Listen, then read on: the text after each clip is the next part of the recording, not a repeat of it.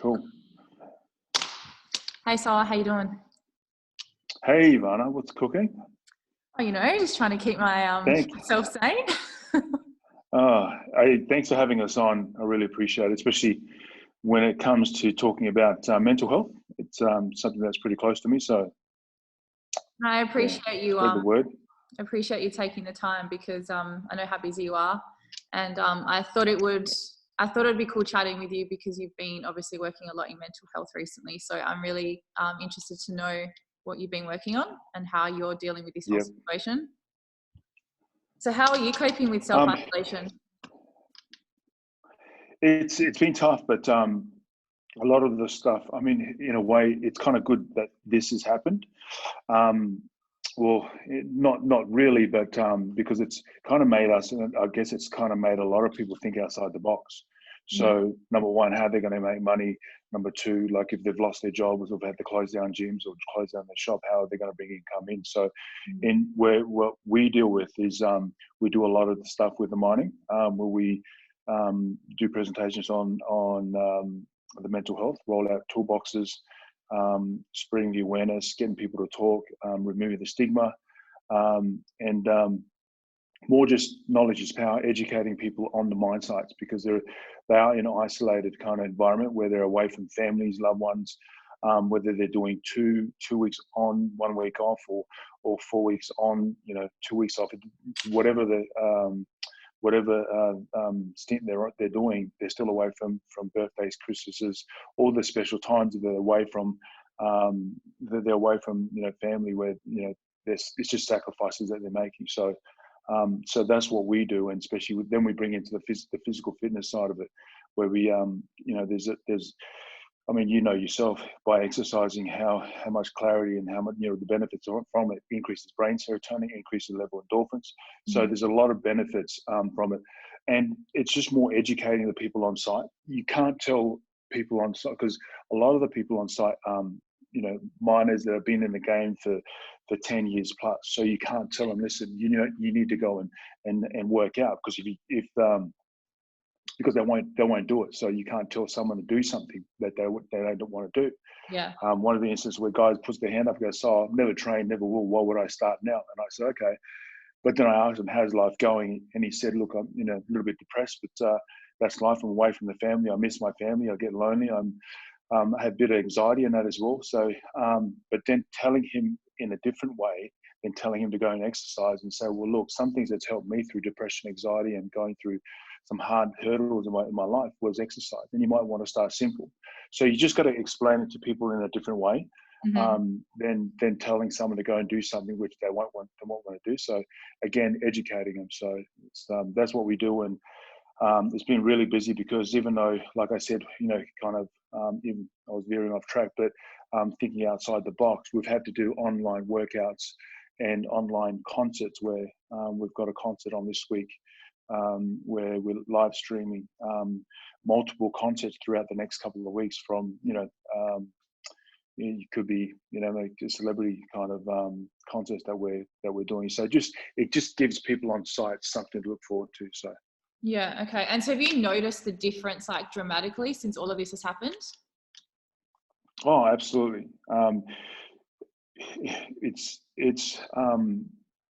Well, since we rolled out, since all this everything's happened,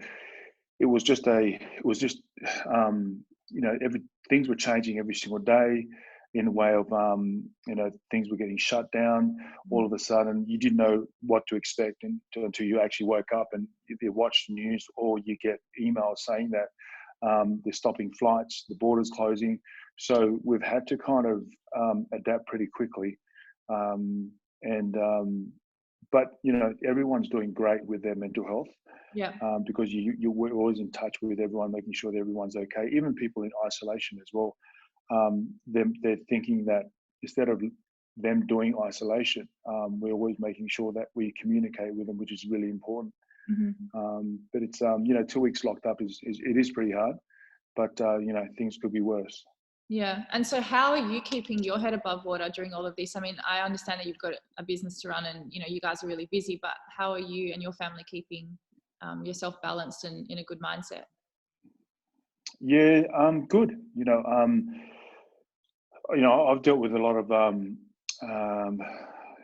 lot of stuff throughout my whole career, especially when I was fighting in the UFC. So, when I say that, I've dealt with depression, anxiety, suicide, and that as well.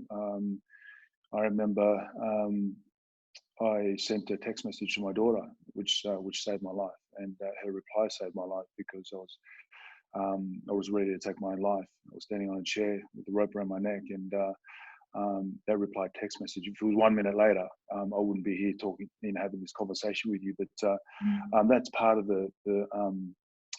the presentation when I do an introduction on talking about my life, because when I talk about it and people hear it, they think, well, geez, if Soa can talk about it, he's the Hulk.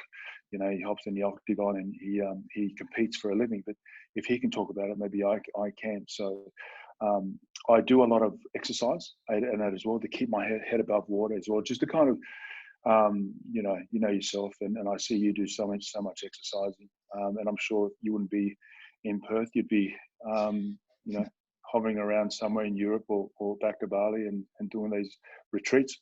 I want to come there one time and do those retreats with you one day. So definitely, highly recommend it. And so with this whole global crisis going on, do you feel like what you're doing obviously has a really big why and a purpose? Do you feel like a lot of people's perspective is going to change after we get out of quarantine?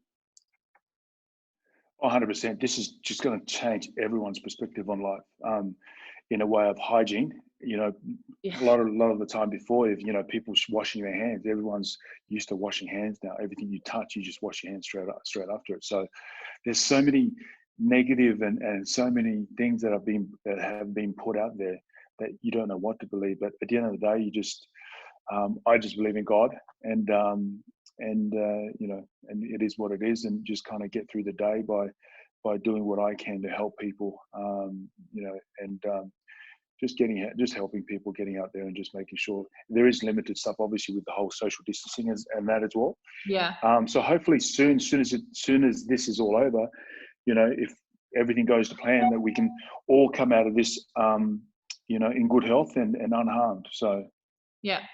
And what about your kids? What are your kids doing to keep themselves busy at home? They're doing good. I mean, they exercise. They're doing. So my two oldest daughters, Aisha's just finished. Well, she finished university at Bond University. So she's kind of good that she finished it in time, because she would have been stuck up, in Queensland through this. So she was studying film and television. Second oldest studying teaching. So, but everything's from home, and the son's on holidays anyway. So, but they're all right. They're good. They're keeping busy and stuff like that. So that's been good. Cool. And so what's the first thing you're going to do after quarantine? Hop on a plane and go somewhere. I had a feeling. Sit on the beach. Yeah. Sit on the beach and just. I think. I think once it's over, a lot of things are going to change in perspective of I guess, interest rates and stuff, and everything's going to skyrocket, because things will change in that way. But I think myself, just kind of keep doing what I'm doing and getting the word out there, removing that stigma and getting people to have that conversation. I think it's important that and I'm probably the worst person when it comes to communication. I'm sure you know that. If you've texted me and then I get back to you like 2 months later. 2 months later, because I just totally and that and that's just because obviously I had problems in a way of just talking to people in a way, and I'm fine, totally fine now when I am busy, but just kind of I've always stayed away from the crowd. If I had to do something, I would either go there and then I'll just do the side shoe shuffle throughout the back door. Do what I had to. But it's just a thing that it used to give me anxiety being around people. Now I'm fine, and partly from that is just obvious stuff with stuff that happened to me when I was younger, growing up. Never trusting anyone, but it's all good now. But I still have days where I kind of I've released a book called Face Your Fears. So anyone that's listening, please go and buy 10 books. Just joking. That's going to be, but it's why I wrote the book. Face Your Fears is something that I face my fears every single day, and I'm sure a lot of people out there can relate, just to some sort of, whether it's depression, anxiety, or whatever they've gone through, because everyone deals with some Absolutely. sort of Yeah.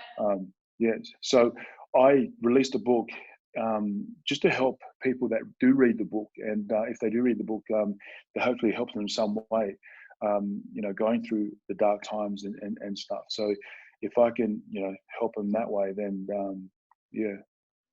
Amazing. Yeah, I think everyone suffers in their own way and in some point in their life. And I think there is still a stigma around it. I know a lot of people are okay talking about it, but I still feel like there's such a big stigma around it. And I feel like I'd love to encourage that more, just for people just to be open and speak their mind, especially with all the retreats that I've done recently. So what message do you have for people, like when it comes to their mental health, especially during this time? Reach out, and even if it's a friend that that day where you have the "Are you okay" day. I look, I like the whole thing "Are you okay" day, but it should be every day where you're asking someone, "Are you okay?" Mm-hmm. And reach out and listen. A lot of the time, people want you to sit there and kind of listen to them. Mm-hmm. Never leave them alone. Don't say, "Look, go back to your room," or you'll be right and stuff, because you don't know when they're going back to their room or what they're thinking. So, be there for that person and kind of and support that person. And be there for them. It's like if someone's broken their leg, you're not going to leave them. You're not going to go, okay, you'll get medical or something will come, and you're going to leave them there. You're going to treat it exactly like someone's broken leg. You're going to stay there, and you're going to make sure they're okay. Yeah. And apart from that, just kind of talk is so important when it comes down to when it comes to mental health, because that's, I guess, when in all relationships and stuff, and whatever you have, whether it's a business relationship, whether it's a partner relationship, communication is very important. Things, you'd be surprised when you open up and you start talking, and things happen. So I agree. I think the more vulnerable you are with people, you just allow them to do the same. So definitely agree with that. Thanks so much for taking the time to do this interview, and I really appreciate your answers and your honesty. cool, easy. It's always good to see you, Ivanna, but I'm sure we catch up, every 2 years or something like that, and say hello. But I see that you're so busy, and that. So I guess we're both busy, but you're a very good friend. Likewise, thank you for your support over the years, and I definitely will be jumping on a plane as well after this whole quarantine is done. Cool. Thanks again. Awesome.